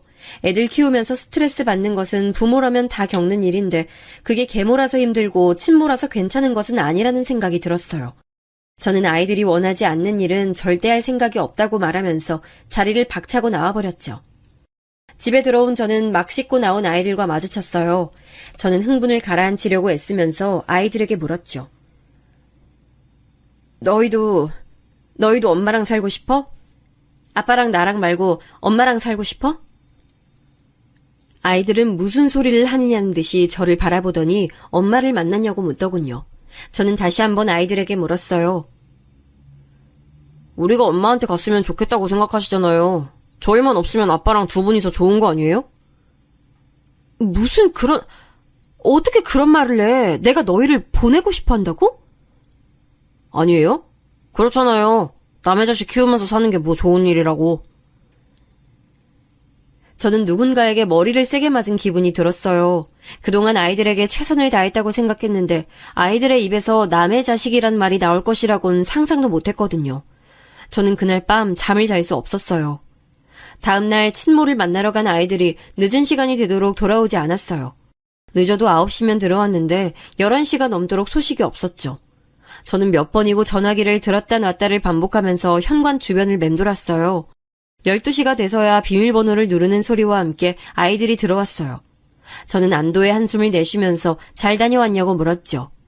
그런데 아이들 반응이 너무 이상했어요. 굳은 얼굴이 마치 화가 난 것처럼 보이기도 했어요. 아이들은 아무런 대답도 없이 그대로 방으로 들어갔죠. 그렇게 늦게 들어온 이후 아이들은 친모를 만나러 가지 않았어요. 무슨 일이 있느냐고 물었지만 역시나 대답은 없었죠. 남편이 야근으로 늦는다고 해서 오랜만에 새 식구가 저녁을 먹게 됐어요. 식기가 부딪히는 소리를 제외하곤 조용했죠. 그런데 갑자기 큰애의 전화가 울리더군요. 큰애는 힐끔 보더니 바로 끊어버렸어요. 곧 작은애 전화도 울렸는데 이번엔 보지도 않고 그냥 꺼버리더군요. 직감적으로 친모의 연락이라는 걸 알 수 있었어요. 갑자기 왜 친모의 전화를 피하는지 저는 알 길이 없어 답답했죠. 식사를 마치고 설거지를 하는데 친모에게서 전화가 왔어요. 애들 지금 집에 있지? 당신이 애들한테 나랑 만나지 말라고 했어? 잔뜩 화가 난 그 여자는 영문을 알 수 없는 소리를 하며 소리를 지르더군요. 도둑년, 내 아들이야, 내 거라고! 근데 네가 뭔데 버티는 거야? 당장 내놔, 내 아들 달란 말이야! 친모는 입에 담기도 힘들 욕설을 퍼붓기 시작하는데 저도 참기가 어렵더군요. 다 포기하고 이혼 서류 남기고 가신 건 아이들 포기한 거나 마찬가지 아니에요? 이제 와서 양육권이라뇨. 말이 되는 소리를 하세요. 내 자식 내가 키우겠다잖아. 그리고 옛날 이야기하는데 당신이라고 다를 것 같아? 내 상황이면 당신도 마찬가지야. 내 몸 하나 지키는 것도 힘든데 애들이 무슨 소용이야? 난 당신과 달라요. 내 몸 편하면 자식 생각이 나고 불편하면 아이들 버리는 게 무슨 엄마예요? 제가 울컥한 나머지 한창 따지는데 큰애가 오더니 전화기를 확 빼앗아서는 끊어버리더라고요. 너무 놀란 제가 움직이지도 못하고 서 있자 아이는 제게 전화기를 돌려주며 절대 전화도 받지 말고 찾아와도 만나지 말라고 하더군요. 이번에야말로 무슨 일이 있었는지 꼭 들어야겠다는 생각이 들었어요. 결국 작은애가 담담하게 이야기를 하더군요. 그냥 우리 왜 두고 갔는지 물었을 뿐이에요. 저는 하늘이 노랗게 변하는 기분이 들었어요. 뭐라고 들었냐고 물었더니 키우는 게 너무 힘들어서 버리고 도망갔다고 고백했다며 담담하게 말을 했죠. 저는 친모라는 사람을 용서할 수가 없었어요. 어떻게 애들한테 그런 말을 양심 고백이란 말 아래 할 수 있는지 이해가 되지 않았죠. 그렇게 했으면서 아이들을 데리고 살겠다고 이야기하다니 뻔뻔스러운 것도 정도가 있어야지 이건 너무하다 싶더라고요. 급기야 남편은 친모와는 이야기가 되지 않는다며 아이들의 외가를 찾았어요. 그런데 그쪽에서는 오히려 아이들을 전혀 원하지 않는다고 했다는 거예요. 순간 정신이 아득해지는 기분이었죠. 만약 아이들이 이 사실도 모르고 외가로 갔었을 장면을 상상하니 피가 거꾸로 솟았습니다. 남편은 친모를 확실하게 단속해달라고 말하고 돌아왔죠. 그날 이후 친모는 한 번도 아이들 앞에 나타나지 않았어요. 아이들도 딱히 친모에 관한 이야기를 하지 않았고요. 그러던 어느 날 늦은 시간에도 아이들에게서 연락이 없었어요. 전화를 아무리 걸어도 받지 않았죠. 알아보니 학원에 가지 않았더라고요. 친구들은 집에 들어가는 것을 봤다고 하고요. 저는 깜짝 놀라 온 동네를 찾아다녔죠. 점점 더 불안해지면서 무슨 사고라도 난 건 아닌가 걱정이 됐어요. 그러다 혹시 친모가 데려간 건 아닐까 싶은 생각도 들었죠. 그렇게 한참을 뒤져서 겨우 사람 없는 놀이터에 앉아있는 아이들을 찾았을 때는 정말이지 감사합니다 소리가 절로 나오더라고요. 저는 갑자기 사라진 이유를 물었지만 아이들은 아무 말도 하지 않았어요. 집으로 돌아오는 차 안에서 운전대를 꼭 쥔 저는 아이들에게 단호하게 말했어요. 너희가 날 싫어하는 건 상관없는데 이런 식으로 행동하는 건 이번이 마지막이야. 위험한 일에 말려들었으면 어쩔 뻔했어. 나는 그런 상상만 해도 손이 덜덜 떨리고 무섭거든? 그러니까 하고 싶은 말이 있으면 그냥 해. 다 듣고 있을게. 어떤 말이든 상관없어. 그리고 나도 앞으론 너희가 힘들게 하면 힘들다고 다 얘기할 테니까 비겁하게 우리 숨지도 도망치지도 말자. 알겠지? 두 아이들은 제 말에 대답 대신 입을 삐죽거렸지만 저는 그래도 상관없었어요. 기분 탓인지 모르지만 아이들 얼굴이 조금은 달라진 것 같았거든요. 나중에 알았지만 그날 친모가 찾아왔었다고 해요. 당장 자기를 따라가자고 하는 걸 거절했더니 친모가 길길이 날뛰면서 배 아파 낳은 사람은 자기인데 왜 자기 말을 안 듣는 거냐고 소리를 질렀다고 하더군요. 그러면서 아이들에게 눈치도 없느냐고 제가 얼마나 자기들이 사라지길 바라는지 아느냐고 하는데 이유도 없이 화가 나고 속상해서 도망쳤다고 말해줬죠. 고등학생이 되면서 확실하게 두 녀석은 분위기가 많이 바뀌었어요. 반항기는 쏙 빠지고 공부에 진지하게 임하기 시작했죠. 특별한 호칭 없이 지내던 녀석들이 제게 아줌마라고 부르기 시작한 것도 이쯤이었어요. 기분이 묘하더군요. 매번 저기, 저 이렇게만 불리다가 아줌마라고 제대로 불린다는 게 좋았어요. 아이들과 더 가까워진 기분도 들었죠. 해가 바뀌어 아이들이 수험생이 되자 저 역시도 신경 쓸 일이 한두 가지가 아니더라고요. 아이들은 공부하기 바쁘고 저는 입시 설명회를 들으러 다니기 바빴죠. 이미 대학을 보는 엄마들이 그러더라고요. 아이들 대학은 엄마가 부지런해야 잘 갈 수 있다고 말이죠. 남편은 누가 수험생인지 알 수가 없다고 하면서 놀렸지만 저는 아무렇지도 않았어요. 아이들 수능이 끝나고 저는 정말 잊을 수 없는 순간을 경험했는데요. 수능 성적표가 나온 날 아이들이 쭈뼛거리면서 다가와서는 성적표를 내밀더라고요. 큰애는 공부 잘하는 건 알고 있어서 기대만큼 나왔는데 작은애가 엄청 분발했더라고요. 예상 점수를 웃돌고 있었죠. 이대로라면 상향 지원을 해도 될 정도였어요. 저는 너무 축하한다고 두 아이들에게 말했어요. 아이들은 자기들끼리 눈빛을 교환하더니 자세를 반듯하게 세우곤 제게 말을 했죠. 엄마가 끝까지 도와주셔서 그래요. 정말 감사드립니다. 엄마라고 부르고 싶었는데 저희가 상처를 너무 드려서 입 밖으로 나오질 못했어요. 죄송하고 정말 감사드려요. 저는 그날 아이들에게 처음으로 엄마라는 소리를 듣게 됐어요. 저는 너무 놀라서 아무런 말도 할 수 없었어요. 멍하게 아이들 얼굴만 번갈아 바라보고 있는데 이런 제 표정이 웃겼는지 키득거리며 웃기 시작했죠. 엄마, 거울 좀 봐요. 무슨 귀신 같아요. 그게 뭐예요? 그네가 손거울로 제 얼굴을 비추는데 번쩍 정신이 들었어요. 눈물이 흘러서 화장이 번졌더라고요. 저는 급하게 화장실로 달려가 얼굴을 씻었죠. 아들들은 제 반응에 재미를 붙였는지 그날 하루 종일 엄마를 부르면서 저를 따라다녔어요. 그때마다 눈물이 터지려고 해서 혼났죠. 저는 아이들에게 다 큰 녀석들이 징그럽게 왜 이러냐고 했지만 사실은 너무 기뻐서 계속 불러줬으면 좋겠다는 생각이 들었어요. 한 번 물꼬를 튼 엄마라는 소리가 이제는 자연스러워질 때쯤 남편에게 물었어요. 왜 처음에 모든 걸 제게 맡겼는지 말이죠.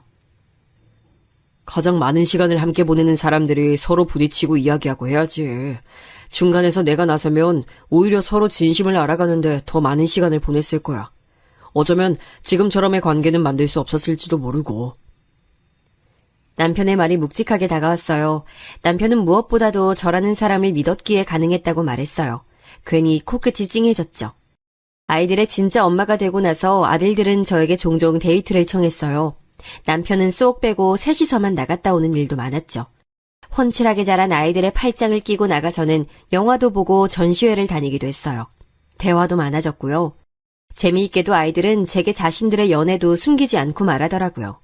저는 그 어린 아이들이 이렇게 자라서 연애도 하는가 싶어 기분이 묘했어요. 세월 앞에 장사 없다는 말처럼 시간은 정말 빨리 흘렀어요.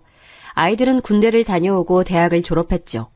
군대 가는 날에 제가 얼마나 울었는지 아이들이 부끄럽다고 남편더러 빨리 저 좀 데리고 가라고 할 정도였죠.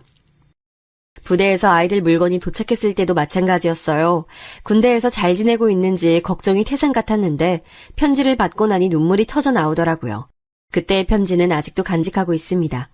대학 졸업 후 큰애는 건설회사에 입사했고 작은애는 자동차 회사에 입사했어요. 이름만 들으면 다 안다는 회사에 나란히 말이죠. 남들은 취준생 몇 년씩 한다는데 우리 아이들은 그런 것도 없이 단박에 졸업과 동시에 취직을 했습니다. 동네 사람들은 저만 보면 아들을 어떻게 키웠냐고 부러워했고 저 역시 어깨에 힘이 들어가더라고요. 남편과 저는 이제 아이들 장가만 보내면 끝이라고 하면서 둘만의 노후 계획을 세웠어요. 정년 퇴직 이후에 뭘 할까 이야기하는데 아들들이 정색하면서 분가는 안 할 거라고 하더라고요. 무슨 말도 안 되는 소리를 하느냐면서 결혼하면 독립은 당연하다고 했죠. 큰애가 엄마 아빠를 모시고 살고 싶다고 말하자 작은애도 덩달아 나서서는 같이 살 것이라고 말했죠. 요즘 누가 시집살이 한다고 해. 다 싫다고 하지. 그리고 엄마도 며느리 둘 모시고 못 산다. 이러다 손주 태어나면 다 나더러 보라고 할 거 아니야. 나 못해. 절대 안 해. 두 아들들도 절대 양보할 수 없다고 팽팽하게 맞섰어요. 저는 호언장담하는 아이들이 귀엽기만 했어요. 그러던 어느 날 큰애가 집에 여자친구를 데려오고 싶다고 하더군요. 그동안 한 번도 이런 일이 없었던 터라 괜히 제가 더 긴장됐죠. 결혼하고 싶은 사람이냐고 물었더니 고개를 끄덕이더라고요. 저는 날짜와 시간을 정해서 알려달라고 담담한 척 말했지만 속으론 입 밖으로 심장이 튀어나올 것 같았어요. 처음 인사하러 온다는데 어떤 걸 준비해야 할까, 메뉴는 뭐가 좋을까 머릿속이 복잡했죠. 지인들도 한두 마디씩 거들어주면서 첫 인사 자리를 어떻게 하면 되는지 알려줬어요. 그런데 그중 한 친구가 조심스럽게 제게 말을 꺼냈죠. 너희 집 사정은 말했대? 재혼 가정이란 거. 그래도 알리는 게 맞지 않을까?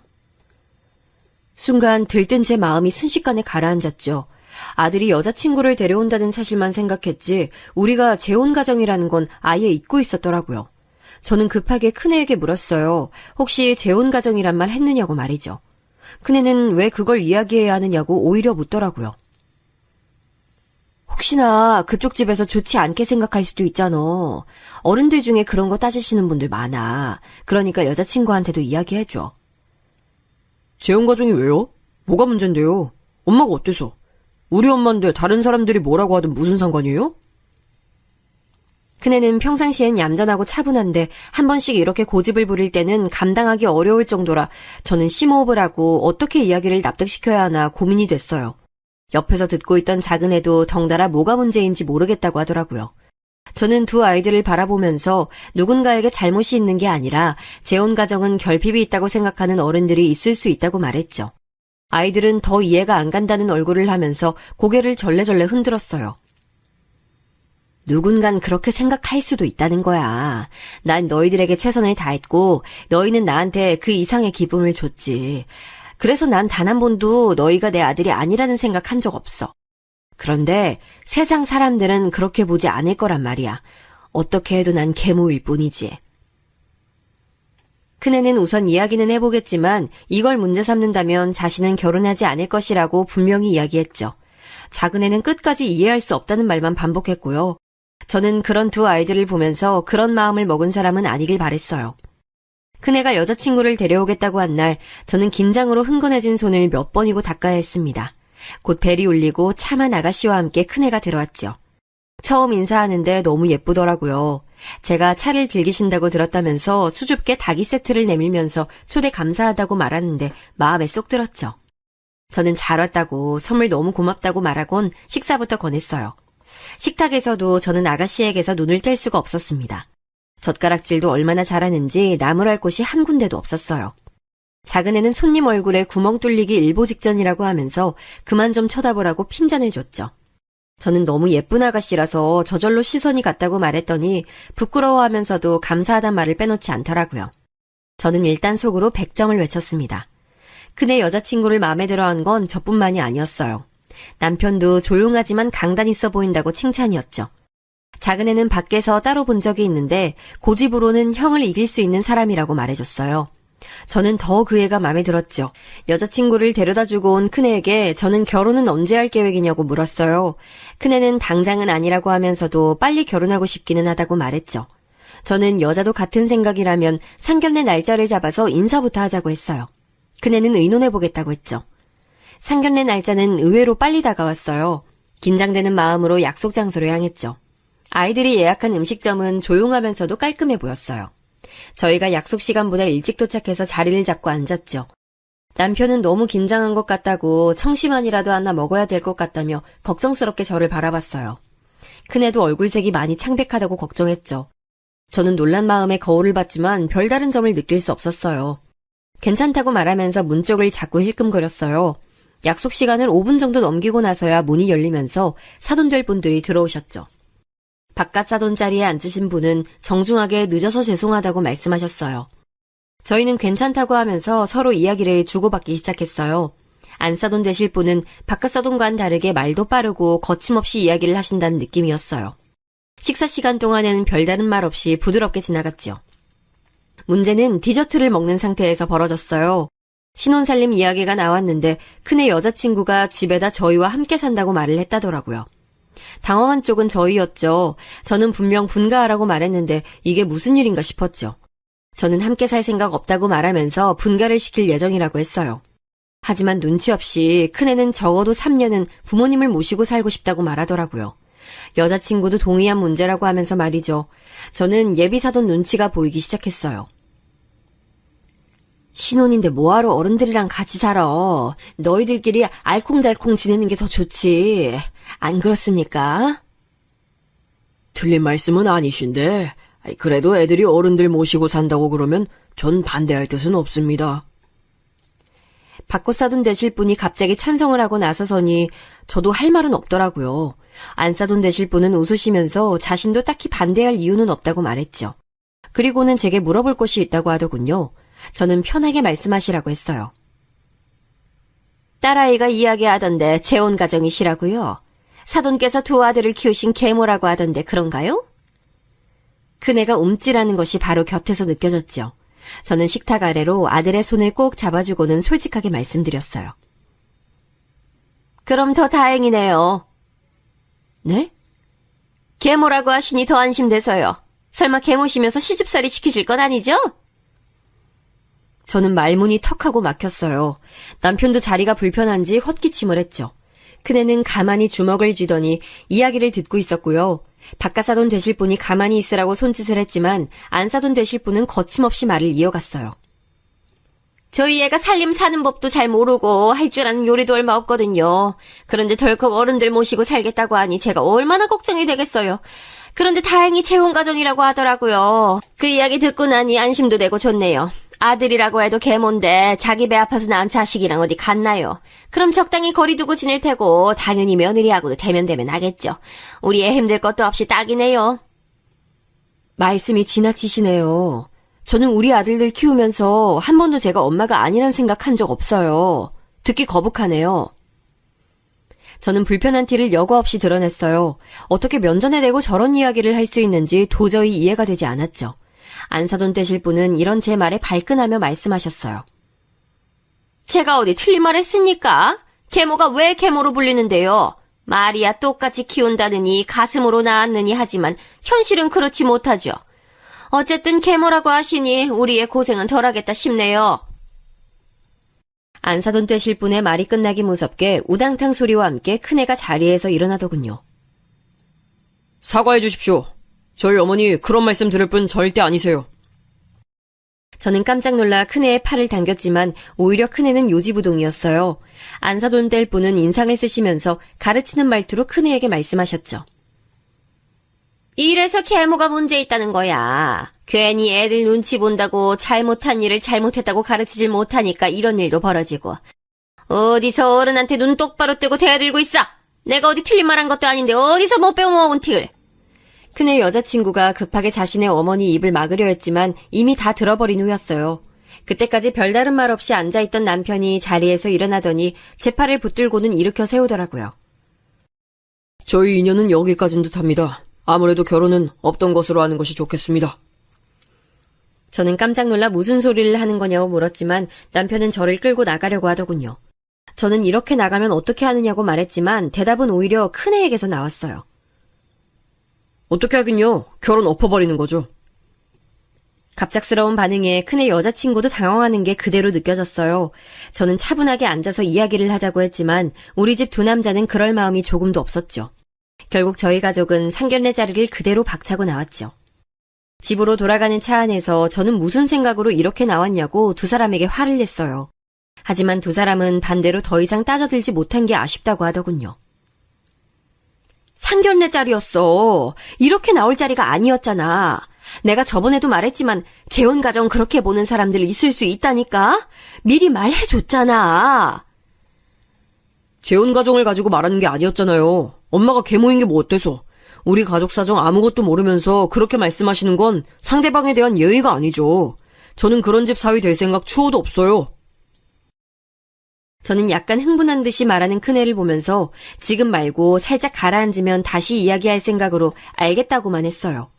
집으로 돌아왔지만 상황은 달라진 것이 없었어요. 오히려 더 심해졌죠. 큰애는 오늘 있었던 일을 미주알 고주알 작은애에게 다 이야기를 했더라고요. 작은 애는 큰 애보다 몇 배는 더 다혈질이라 무슨 활화산 타오르듯이 부르르 떨더니 도대체 뭐 하는 집이냐고 소리를 빽 하고 질렀어요. 그리고는 어떻게 그렇게만 말하고 나올 수 있냐고 큰애한테 화풀이를 냈죠. 저는 겨우 작은 애를 말리고는 이 일을 어떻게 수습해야 할지 머리가 복잡했어요. 다음날 안사돈 되실 분에게 연락이 오더라고요. 밖에서 따로 봤으면 좋겠다고 말이죠. 저는 살짝 긴장한 마음으로 약속 장소에 나갔어요. 안사돈 되실 분이 먼저 말을 꺼내더라고요. 어제 일은 심히 유감입니다. 좋은 자리라서 모였는데 그렇게 가실 줄은요. 온 얼굴에 섭섭하다고 가득 써붙이신 듯 보였어요. 딸애가 닭달에서 나오긴 했는데 솔직히 제가 뭘 잘못했는지 모르겠어요. 없는 말 지어낸 것도 아니고 계모더러 계모라고 하는 게 뭐가 어떻다고 그렇게 반응하시는 건지 정말 너무 실망이네요. 안사돈 되실 분은 사과를 하러 오신 건지 아니면 어제 못다한 비난을 하러 오신 건지 어느 쪽인지 감이 오질 않았어요. 저는 침착하게 보자고 하는 이유를 물었죠. 안사돈 되실 분은 답답한 얼굴을 하시고는 결혼 준비 때문이라고 하셨죠. 저는 어이가 없었어요. 저는 솔직히 사과를 하러 오셨을 것이라고 생각했어요. 적어도 어제 무례했던 사람은 저희 남편도 저희 아들도 아닌 그쪽이나요. 정말 어처구니가 없어서. 아니 잘못이라뇨? 없는 말 지어낸 것도 아닌데 뭐가 잘못이란 말씀이세요? 안사돈 그렇게 안 봤는데 혹시 계모에 자격지심 있으세요? 아유, 있다고 하셔도 뭐 어쩔 수 없긴 한데 그걸 저한테 하실 말씀은 아니죠. 저는 벌떡 자리에서 일어났어요. 더 듣고 있다가는 귀가 썩을 것 같았죠. 그냥 없던 일로 하세요. 우리 아들 아까워서 안 되겠어요. 이봐요. 남의 가정사에 알지도 못하면서 함부로 말하지 마세요. 지금 하는 손가락질 다 자기한테 돌아오게 되니까. 내가 이런 말까진 안 하려고 했는데 당신 같은 사람한테서 어떻게 그렇게 고운 딸아이가 태어나는지 모르겠네요. 혹시 그쪽이야말로 계모인 거 아니에요? 등 뒤로 안 싸돈될 사람이 펄쩍펄쩍 뛰는 것이 느껴졌지만 저는 모른 척하고 집으로 들어왔어요. 집엔 아무도 없었죠. 저는 화가 나서 눈물이 날 지경이었어요. 큰애는 그날 늦게 집에 들어왔어요. 술도 마신 것처럼 보였죠. 그런 모습을 보니 마음이 흔들리더라고요. 가서 사과를 해야 하는 건가 싶기도 했고요. 하지만 큰애는 저를 보자마자 반갑게 제게 매달리더니 깔끔하게 끝을 냈다고 말을 꺼냈어요. 그 사람 어머니 오늘 만나셨다면서요? 얘기 다 들었어요. 또 엄마한테 무례하게 굴고 말 함부로 하고 그랬다고. 그래서 엄마가 결혼 없던 일로 하자고 하셨다면서요? 저는 그렇다는 말은 못하고 애꿎은 입술만 뜯었어요. 엄마, 전 다 괜찮아요. 엄마한테 나쁜 말하는 사람들, 그런 사람들하고는 상종 못해. 안 해. 그러니까 저한테 미안하다고 생각하시면 안 돼요. 아셨죠? 저는 큰애의 등을 쓰다듬어주며 미안하다고 몇 번이고 중얼거렸어요. 다음날 큰애는 평소와 조금도 다를 바 없는 얼굴로 출근 준비를 하고 있었어요. 다른 가족들도 마찬가지였고요. 저는 마음이 불편했지만 내색하지 않으려고 했어요. 밤새 고민을 했지만 결국 저는 아들의 의견을 따르기로 마음먹었습니다. 여기서 제가 나서서 사과를 한다고 과연 이 결혼이 정상적으로 유지가 될 수 있겠는가 싶었죠. 그렇게 저희는 이 일을 잊고 있었습니다. 몇 년의 시간이 흐르고 사람마다 인연은 다 있는 모양인지 큰애도 작은애도 자기 짝을 만나 결혼했습니다. 착하고 부지런한 아이들이 며느리로 들어왔죠. 죽어도 한 집에서 살아야 한다는 아들 녀석들 때문에 저희 가족은 3층 빌라를 구입해서 살고 있어요. 각자 단독주택처럼 입구는 따로 있지만 서로 집에는 쉽게 오갈 수 있도록 만들었죠. 평소엔 각자 생활했지만 주말만큼은 가족끼리 모여서 밥을 먹기도 하고 단체로 캠핑을 가기도 했어요. 얼마 전에는 큰며느리에게 좋은 일도 찾아왔어요. 10개월만 지나면 제가 할머니가 된다고 알려줬죠. 가족들은 다 함께 기뻐하면서 부모가 되는 큰애 내애를 축하해줬죠. 지금도 저와 며느리들은 셋이서 종종 외출을 하는데요. 아들들이 자기들은 빼놓고 논다고 질투가 엄청납니다. 덕분에 많이 웃으면서 살고 있지요. 앞으로도 이대로만 지낼 수 있으면 좋겠다 싶네요.